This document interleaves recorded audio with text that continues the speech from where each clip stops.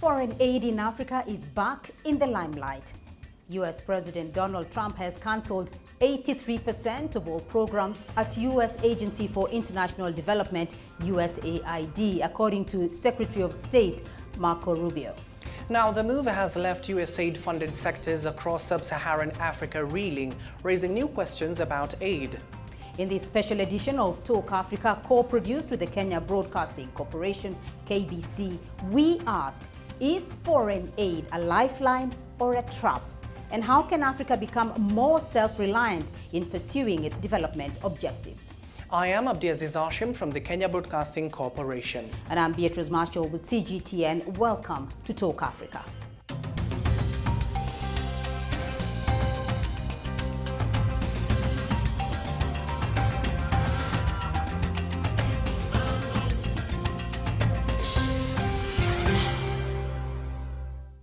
Now, we have a lot to unpack today, from the uncertainty of foreign aid to carving Africa's own path towards economic independence.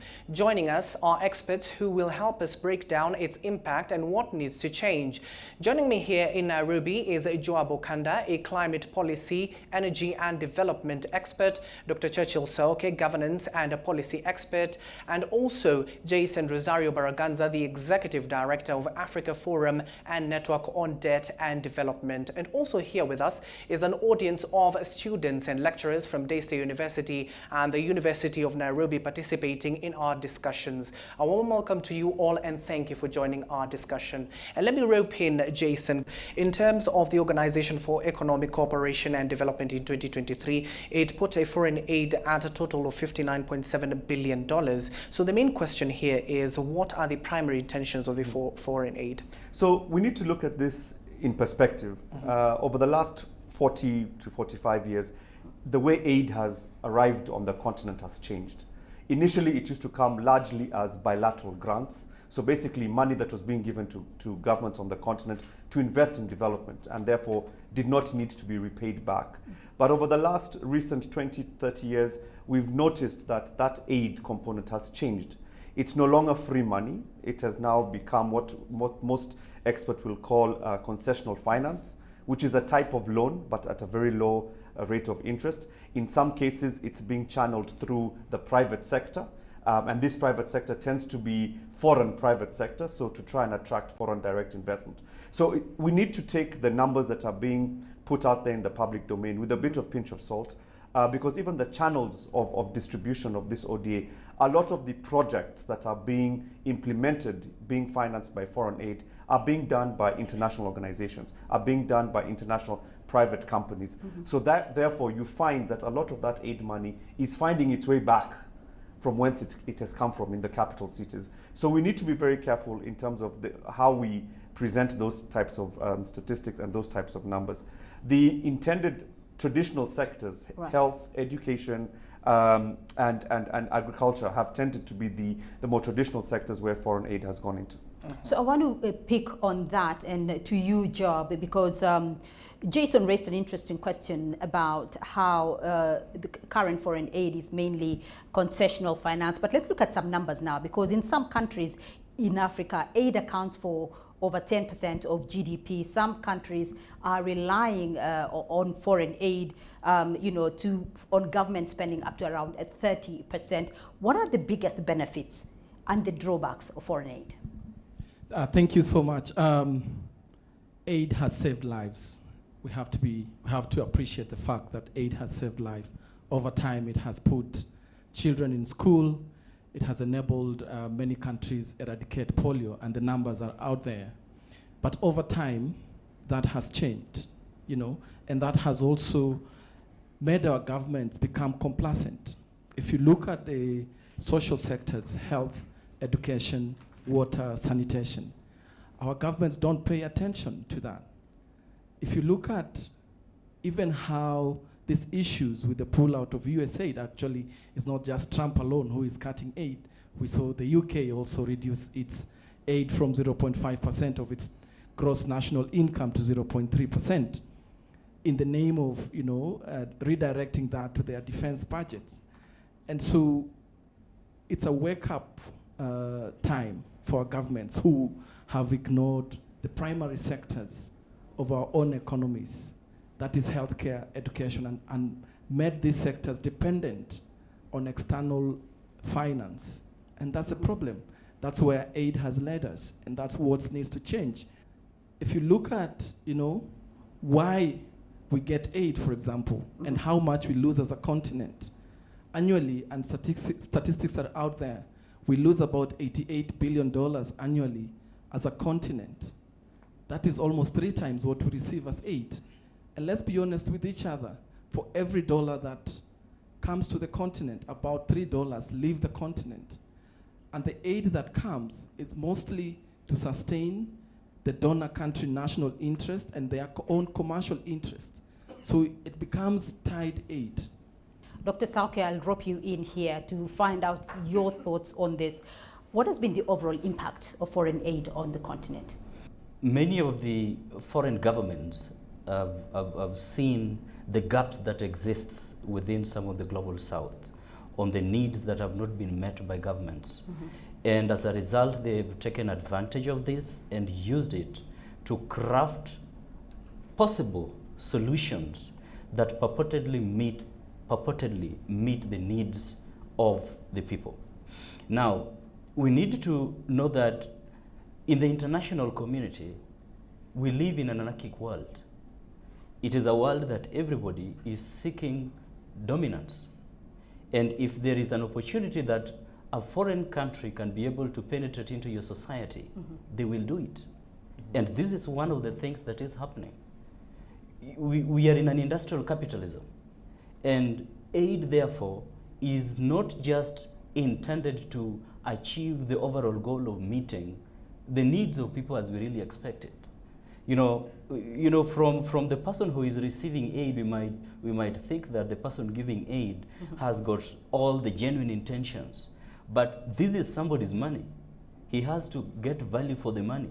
And so in the long run, the impact of the aid might not necessarily achieve the intended goal, because these are some of these aids are being crafted somewhere. Right. And the people crafting them do not even necessarily understand the social structure and really the needs of the local communities. The other thing I want to mention is that, and this ties into the aspect of the dominance, aid has been very crucial mm-hmm. in helping some of the foreign, and I call them industrial capitalists, to penetrate into our social societies and use it to get what I would call the social authority beyond even our own governments. Mm-hmm. And so for me, from where I sit, yes, we can interrogate aid in as much as it has not been able to achieve its goal. But then we also need to ask tough questions. That what is it that we have not done as the global south that is bringing relevance mm-hmm.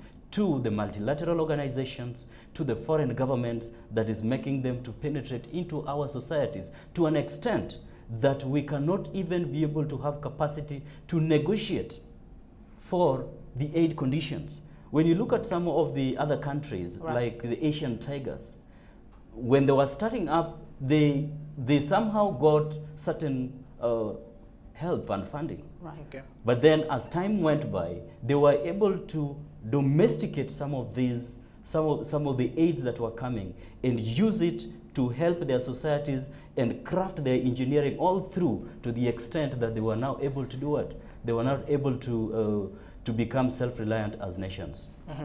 And of course, to that effect, Jason, you hear what Daktari here is saying. He's clearly stating that the foreign aids are guided by the needs of the people on the ground. So you see, in the last six decades or so, we have seen it growing every year. And for example, in the 1960s, it was about 38 billion. To 2023, it was close to 223.3 billion. So the main question here is, how dependent are African economies, especially on this foreign aid, and what exactly does it finance? So I think we need to break it down. When you look at a national budget of a country, you've got 2 segments in the budget. You've got the development vote, which is where the national agenda of development is designed and financed, and then you've got the recurrent, which is the running of government. In most cases, ODA or foreign aid goes towards the development vote, and it finances a very big chunk of the development budget, which is things like health, education, both what Daktari and Job have referred to. Now, the big challenge there is it creates some sort of moral hazard for government, right? Because when government sees that this is being funded by external finance, then it redirects its own resources to other sectors, or even running of government, so the recurrent side. And the development vote is left almost majority financed by foreign aid. And this is where the risks come when countries like the US government have decided, the United Kingdom. Aid cuts are not new, by the way. There's been a trend, particularly in Europe, the Nordic and Scandinavian countries. Many of them, have been on this downward trend where aid has been reducing. So when we look at our national budgets, that's where it goes, largely towards the development side of the budget, and then specifically on development projects. So you're talking about here mostly bricks and mortar, or the provision of services, particularly if it's paying for dispensaries, paying for medicines. In the healthcare sector, you've also got where some investments are made to negotiate to bring down the price of certain medical treatment. Yes. But the important thing there to remember is that it is removing responsibility away from the government. And I think that's where then the dependency cycle comes in, and where the impact when donor governments decide to claw back some of that aid money, the impacts are then magnified to very significant levels. And of course, let me go to Joab now. Given that you've heard from what Jason has clearly talked about, some of the examples we've witnessed where foreign aid goes to, mainly to development as well as to the health sector, you earlier stated that this is a matter of justice. So could you give us successful stories that you might have, for example, in terms of where the foreign aid has gone to? So what are these examples where it went right and in another instance it went wrong? If you look at, for example, the health sector, and from the 2000s when we had the HIV pandemic, and what the Global Fund has been able to do towards HIV, towards malaria, towards tuberculosis, you really have to appreciate that when the world comes together and decides to contribute to tackle certain pandemics, to tackle certain diseases, it works.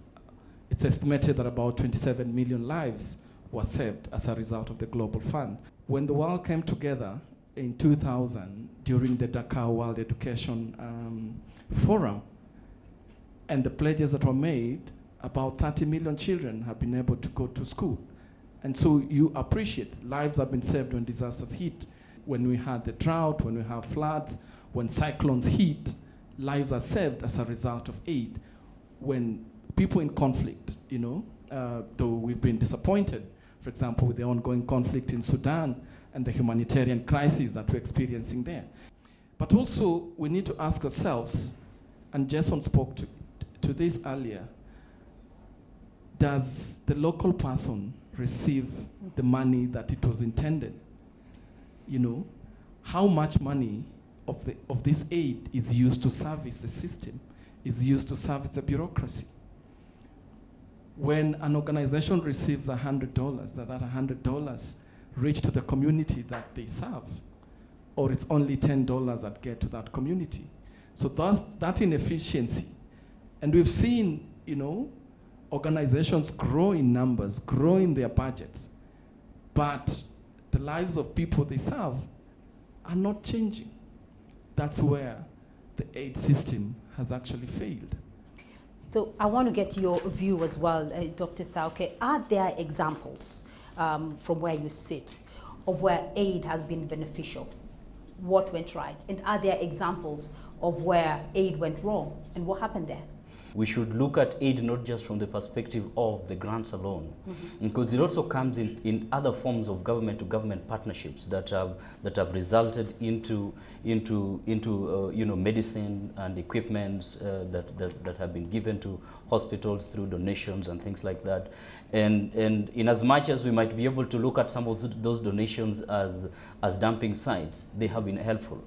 And the other thing is that the inflow of technologies, through donations that maybe even universities, when you look at the cross engagements of researchers and all that kind of stuff through funded programs. There have been benefits around that. But then it's important for us to underscore the fact that, and I think this is what underpins mainly the reason why aid has had a problem, are one, the conditionalities that comes with them, and two, the conceptualization of some of these aids in a manner that do not necessarily, and I think my colleagues mentioned, do not necessarily, a big percentage of the flow of money is intended to go back into the global north. And this cuts across many. And for me, from where I sit from a theoretical perspective, my strongest belief is that until we reach that point as African nations where we are able to also stand our ground to dictate the conditions of the aid, so that we ensure that it meets our local needs and also meets our aspirations, we will continue to cry about aid. So Jason, let me drop you in here. Countries agreeing on a UN target of 0.7% since in 1970, and we've heard how much money has been coming into the continent, into Africa, something like $38 billion over the last 3 decades or 4 decades or so. So why do African countries still suffer from poverty and underdevelopment despite decades of receiving foreign aid? So there's a structural issue here. There are many things that we can't ignore. Number one is the legacy of colonialism that still hangs over many of our continent, many of the countries on the continent, and also the colonial legacies of former colonies still having very great, powerful political, economic, and social influence on current regimes across the continent. But secondly, it's the economic structure, both domestically, let's say Kenya, for example. When I was in class 6, I was being told Kenya's biggest exports are tea, coffee. I'm 42 years old today. Our biggest exports are still tea and coffee and flowers, maybe fish, depending. So it tells you something about the structure of the economy. 40 years later is still the same, which means we are still on the lower end of the supply chain in terms of production. We are on the lower end in the value chain of production, because we're still doing largely coffee beans and tea leaves or flowers that are, not necessarily up in the value chain. What this means is that the revenue that you get from these exports is on the lower side. This creates a gap in the fiscus, which then the National Treasury needs to go out there and find money of how to plug those gaps. One of the ways of plugging those gaps is foreign aid. Now, what foreign aid does, though, however, as we've been discussing, is that it keeps you in that perpetual trap, because there's not enough, because of the conditions of where it's going to go. Very little foreign aid is going to allow you to build a factory or to build a plant where you can do value addition. Instead, it's going to give you money to do dispensaries and things like that. Very little ODA is going to give you resources to invest in research and development, or to get technology, so that you can move up and become a manufacturing country or an industrialized state. So those structural issues are extremely fundamental to why there is this dependency. The last part is also looking at how global finance and trade is set up. The World Trade Organization, that is supposed to govern how international trade is done, only favors wealthy countries. This is a well-known fact. Developing countries, particularly those in Africa, do not stand a chance in negotiating. A very good example was during the global pandemic, when South Africa was trying to bid to get COVID-19 vaccines manufactured, stored, and distributed in South Africa. We saw very, very quickly how rich countries stepped in to block the intellectual property rights being shared for that to be done. So we live in a very unequal economic system, a very unequal trading system that pits the continent at the very low end and creates those gaps and those inefficiencies. But very lastly, just to compare your numbers, Beatrice, $38 billion of aid annually.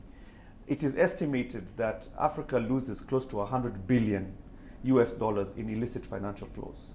Illicit financial flows here is not just illegal money.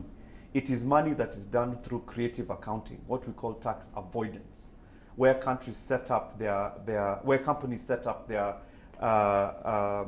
special purpose vehicles in low tax jurisdictions. They deliberately avoid paying taxes on the continent. And it's contributing to that fact, to that amount of money that's going out. The debt servicing that Africa is paying right now is almost close to over $1 trillion, yeah, that it owes outside. So when you talk about ODA at 38 or between 38 and $50 billion a year, it's a very small amount. And the fact that it is not having that intended multiplier effect in terms of growing economies or developing economies, it is time we ask ourselves whether the question whether it is actually a good development finance instrument. And this is not to take away from the point my comrade Joab and Dr. have made, that it has saved lives, right? The question is, can it continue being this form of extractive finance that also exists and keeps us in that perpetual state of dependence? So fairness at the end of the day for both, the justice point that both the Joab giver mentioned. and the taker. Yeah. So let me go back to Joab now. Given that you've just heard what Jason has clearly stated, there are two lines of arguments here. Do we depend too much on foreign aid to the extent that it does not complement or supplement some of the natural resources we do have here in the continent? And also, in terms of sustainability of this foreign aid, do we depend on it too much? And at the end of the day, it is not a long-term self-sufficiency tool for us to grow our economy. The structure of the global finance, it's that structure that makes aid necessary. A structure that does not allow Africa to industrialize, a structure that facilitates flow of the money that Jason just spoke about out of the continent. It's that system that makes aid necessary. Nigeria should be giving aid to the rest of the world today with the resources, with the extraction of oil that it has had. But look, since the 50s, Nigeria has been extracting oil, exporting it as crude, and importing 100% of the gasoline that it uses.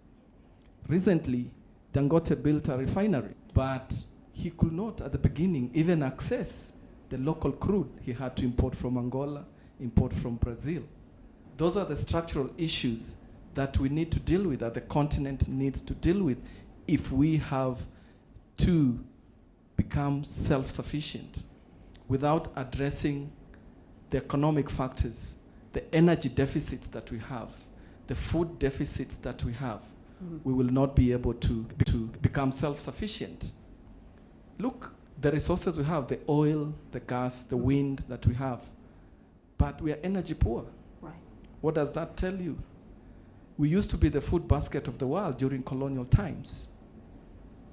But what has happened? We export what we don't eat and import the food that we need to eat. So that economic structure, the structural issues that need to be addressed. How much do we borrow and at what interest rate? The institutions that continue to govern our economics today, our economies today, were set up when none of us was independent. Look at the IMF, look at the World Bank, and the influence they have on our own national policies. And that's why even our own leaders are calling for the reform of these institutions. But there is resistance, for a decision to be made at the IMF. The US controls like 2/3 of the decision making. Basically, it's a veto. You need 2/3 majority. And the US alone controls more than a third of that, so it basically has a veto power. Now, on a global perspective, Dr. Churchill, we're talking about countries like South Korea and Singapore. They have moved away from being aid dependent on foreign aids, such as the African continent, and moved to become a powerhouse, economic powerhouses across the world. So what lessons can we draw as an African continent so that we can reduce aid dependency in the continent? If there is any aid that we get, we need to use it to invest in the right spaces, in the right sectors that stimulate our economy, and then that which can be able to help transition our economy into a depending economy to a productive economy. Because this is what most of these Asian tigers did, by ensuring that they invest in the core areas. And these core areas will be able to help you come up with something that makes you productive. And in addition, it's also important for us as governments to ask ourselves, what is it that we want to use as an instrument for negotiating in the international community. That is what we need to focus as a priority for investment. Even if aid is coming, we focus it at that point and ensure that we use it as a pillar that helps us to build a strong economic foundation into being self-reliant. Because as long as we are not self-reliant, we will not be able to determine the conditionalities.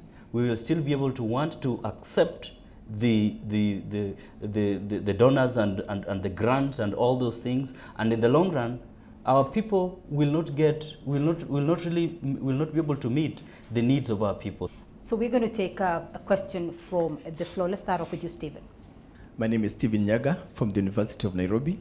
I would like to direct my question to Jason. What are the short-term and medium-term solutions to meet the health budget deficits after the withdrawal of USAID in a sub-Saharan context which has microeconomic volatility? It is a wake-up call that we as Africans and African governments need to start thinking how we redirect and make investments. The other short-term impact we're going to see is, I think a lot of governments across the continent are going to look elsewhere. Now the risks here are as follows. One is that probably they go to other funders and they ask for more resources there, or they start borrowing, right, to plug those gaps. So in the budget, what they're likely to do is maybe say, find money from other development projects, maybe road, energy, put it into health, but plug that road and energy deficit by issuing a bond or going into international capital markets to find that money. What that's going to do is create a potential spiral of indebtedness in the short term. In the medium term, what should we be doing? Now here it depends what you define as medium term. If you listen to the IMF, the medium term is 3 years. But if you listen to a more seasoned economist who understands what development is about, the medium term is something between 5 to 10 years. That's enough time to find ways of creating the foundations and investments for securing your health sector. So putting the right things in order. There has to be an acceptance that those monies from outside in the health sector are going to dry up, and they are going to dry up. It's a reality. All right, we are going to take a short break now, and when we come back, we are going to be discussing how Africa can move beyond aid dependency and what reforms are needed to ensure sustainable growth. Stay with us.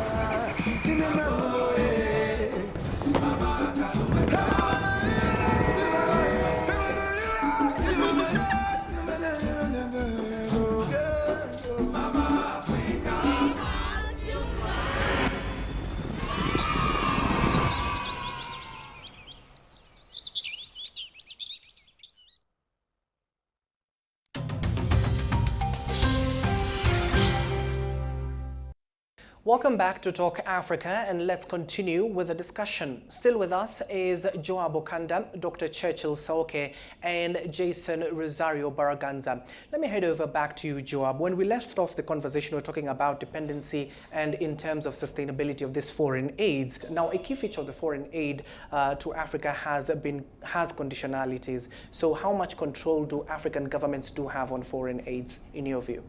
You've seen certain aid coming in, and people from the source country coming to actually implement the programs or coming to manage the program.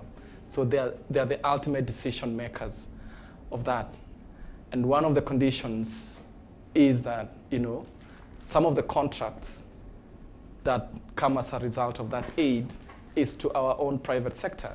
The database that Jason spoke about, if you look at it, actually, I think in 2023, it shows that 51% of the contracts went to companies where the aid came from. And that tells you, the money finds a way of getting back to where it has come from. Mm-hmm. Certain foreign aid also requires our governments to actually change its own policies to be able to provide what they call a conducive environment for their own private sector. Most of the aid also comes to support our own governance. Mm-hmm. And who is making those decisions? Who is driving the research? and whoever is conducting that research decides what should the outcomes of the research. So those conditions, they don't allow you to build your own base, to build your own economy, to be able to step out of that need that you always need to be supported.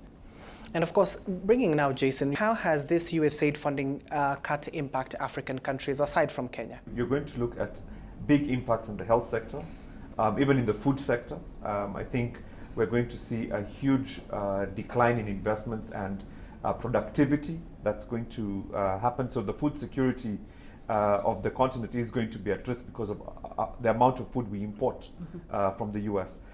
I think in addition to that is our trading relation. We're going to have to figure out an alternative way of how we're going to invest in trade.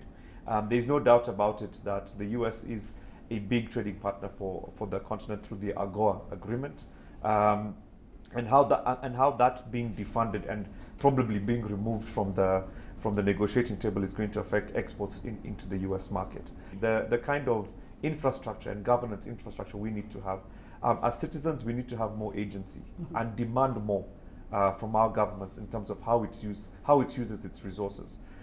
When we have public consultations on things like the budget, we need to be more active in demanding to understand where is the money coming from and where is it going. Because as the coffers dry up in terms of external finance, the temptation to go and borrow is going to increase. Or to create supplementary budgets across the continent in different governments to allocate money in different ways. So we as citizens also need to wake up and pay a very close attention to how this trend in aid cuts and defunding of certain sectors is going to lead to a vicious cycle of borrowing, and we need to be alive to that as well as citizens. And Dr. Churchill, with that reality check that Jason has just given us, what lessons must Africa learn from this USAID cut? Ensure that you stimulate productivity, and especially in the core areas in the core sectors, and that can help you to have a bargaining power in the global community. And number three, and also very importantly, and my colleagues have mentioned, let's look at the people. I strongly believe that our governments have the responsibility to protect our people, including from aid. So, in as much as the aid and the philanthropists have a responsibility to make the aid be just, we equally have a responsibility to ensure that aid is just. If we don't take that responsibility, they will define what justice means in their aid. And that definition of their justice will not be our justice. And we will continue to cry about aid over and over again. And of course, let me now rope in our audiences. Let me start with you, Michelle. What is your question and who is it directed to? My name is Michelle Kanyeki. I am from Daystar University. And I have a question for Daktari. How can we reverse or decrease environmental destruction that foreign aid is causing in Africa? You know, sometimes they'll donate clothes, and those clothes will go to human habitats, which will lead to environmental hazards and health hazards as well. And this aid is also hindering the African textile industries from growing as well. So how can African countries find a balance in these areas? Thanks, Michelle. I think we need to look at the role of government regulations, especially in terms of protecting the local market and stimulating aspects of manufacturing, which are very key components for stimulating economic growth.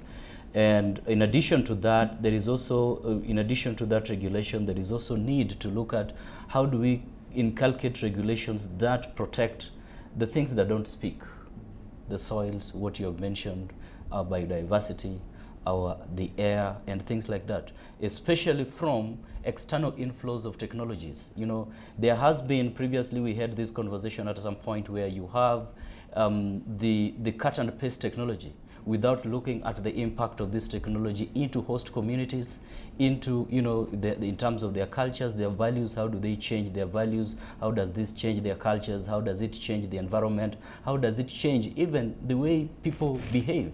and belief systems. So it is incumbent on us to come up with stringent policies and stringent regulations that can be able to interrogate some of the inflows of technologies and other, even aid or development or that are coming within our countries, and ensure that we protect these environment, the social and even the environmental aspects.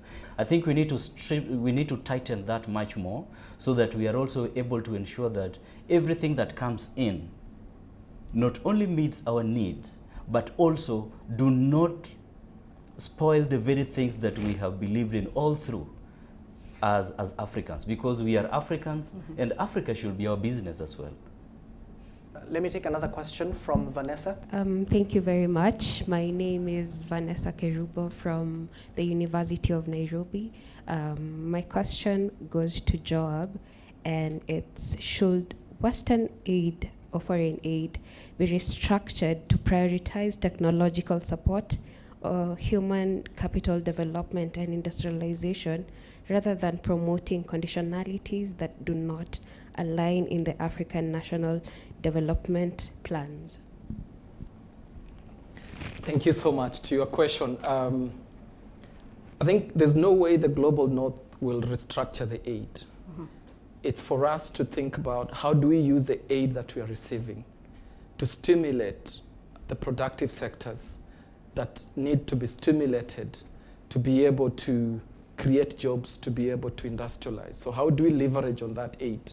Because Africa's industrialization is a threat to Europeans' industrialization, because they are always seeing us as a market to their finished products. So if we start producing, we are a threat to their own industries, and they're the ones giving us aid.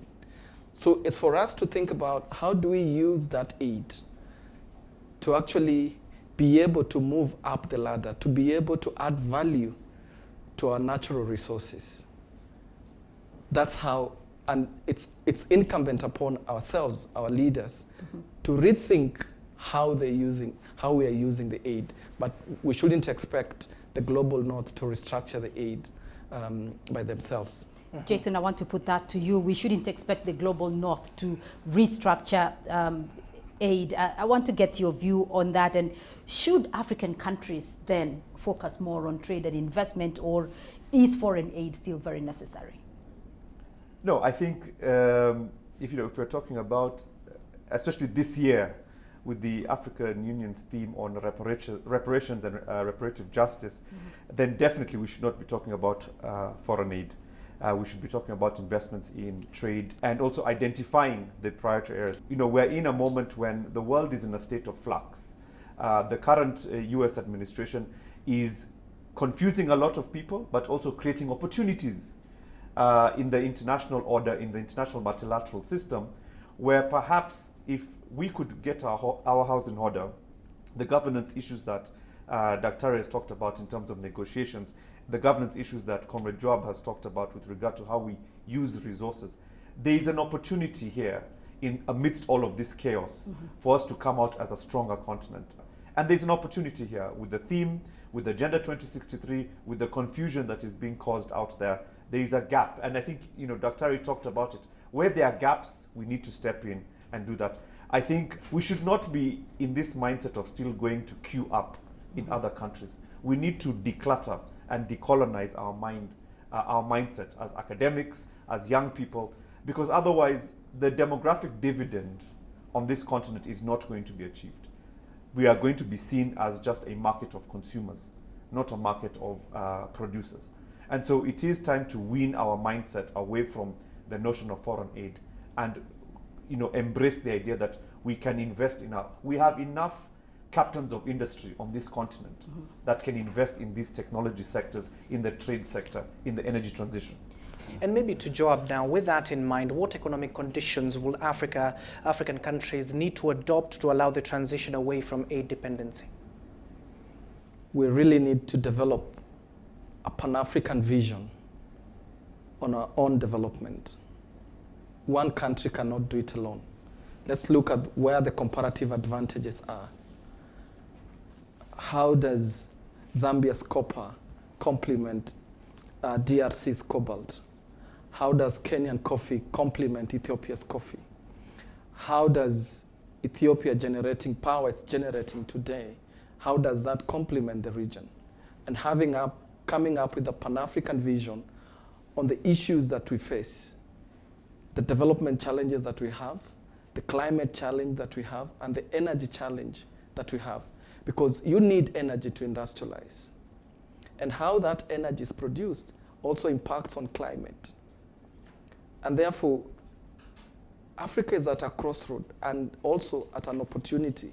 It has an opportunity with the current geoeconomics. Look at the population we have. You know, you find recently there was, for example, an Africa Clean Cooking Summit happening in France. What does that tell you? They've seen the 1 billion people in Africa who have no access to clean cooking. And therefore, that's a market for their own products. If they can be able to sell clean cooking stoves to us, to 1 billion people, look at how much their companies will benefit. So there's need to be that concerted effort working together and not one country working alone. So things can work. And we have to always have this mindset that as Africans, we are not broke. We are only broken. Right, so Jason, we're going to give you the final word. And as you make your winding up remarks, what sort of economic transformation would allow Africa to transition away from too much dependency on foreign aid to economic development? I think 3 things. Number 1 is to change the mindset of how we understand the idea of economic transformation.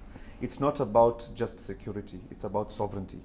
So when we talk about food security or energy security, we need to change that mindset. That's the only way we can understand that we are moving towards a moment of being sovereign in the true sense of the word. The second one is we need to identify sectors. I think both Job and Dr. have mentioned them.